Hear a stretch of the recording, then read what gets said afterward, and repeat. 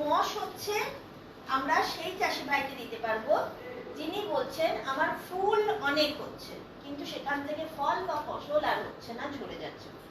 মানে 100টা ফুল আসলে মোটামুটি 60-70টা ঝরে যাচ্ছে, ফুল ধরে রাখতে পারছি।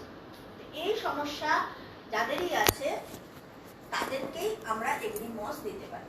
এটাও ওই জাস্ট ফুল হওয়ার মাত্রই আমাকে স্প্রে করে দিতে হবে।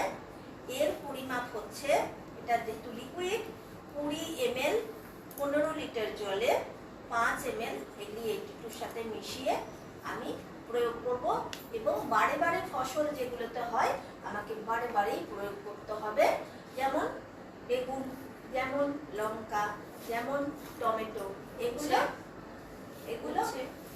যেগুলো বারে বারে হয় সেইগুলোতে আমার ওই প্রত্যেকবার ফুল আসবে তখনই একবার করে আমাকে এই মস প্রয়োগ করতে হবে। স্প্রে করে স্প্রে সবগুলো স্প্রে। আচ্ছা, লাস্ট পজিশন এসছে, আগাগুলো কুকড়ে যাচ্ছে। তোমাকে বললাম আগে ওর, কারণ ওর লাস্ট জায়গাতে যেটা সমস্যা সেগুলো আগের থেকে দেখতে একই, এনারা একই। এর লিকুইড ফর্মে আছে, ও ডাস্ট ফর্মে আছে।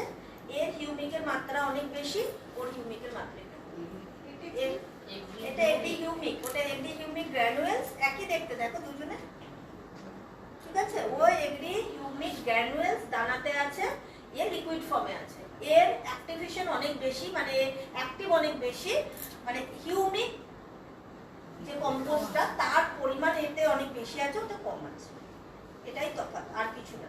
আর অনেকেই আছে লিকুইড জিনিসটা দিতে খুব পছন্দ করে, তাদেরকে এটা দেবো। যে ডাস্ট দিতে পছন্দ করে তাকে ওটা দেবো। ওটা পরিমাণ বেশি লাগবে, এটা পরিমাণ কম লাগবে। কত লাগবে? এটাও পার 15 লিটারে 20 ml, এইটা হচ্ছে 10 ml, এই চিপিটা হচ্ছে 5 ml, ঠিক আছে। এই চিপিগুলো এটা 5 ml এর, এটা 10 ml, এটা দুবার, এটার একবার দিয়ে ও স্প্রে করতে পারে। যেটা কণিকা দি আমাদেরকে সমস্যা একটা বারবার ধরেই বলছে যে উচ্ছে গাছের মাথাটা উল্টে যাচ্ছে, মানে ডগাটা না ছাড়লে তো উচ্ছে গাছ বাড়বে না আর বেশি ফসল দিতে পারবে না, আর গাছটা হলুদ হলুদ পাতা হয়ে যাচ্ছে। তো সেই ক্ষেত্রে এই দুটোই আমরা প্রয়োগ করতে পারি। আর এই দুটো হচ্ছে আমাদের প্রাথমিক প্রোডাক্ট। মানে কেউ যদি বলে আমি এত এগ্রি প্রোডাক্ট এখন নেব না, আমার বাড়িতে টাব আছে, গাছ আছে বা কিছু, আমি বলবো এই দুটো নিয়ে রেখে এই দুটোই আমরা প্রয়োগ করতে পারি। কারণ এ গাছের গ্রিনারিকে ধরে রাখতে সাহায্য করে। যত রকম মাটির মধ্যে পোষক তত্ত্ব বা খনিজ পদার্থ থাকে সেটা সব ইউনিটের মধ্যে আমরা পেয়ে যেতে পারি। আর এও মাটিকে নরম করতে সাহায্য করে, সাথে এটা দিলে মাটির পিএইচ ব্যালেন্সটাও ঠিক থাকছে।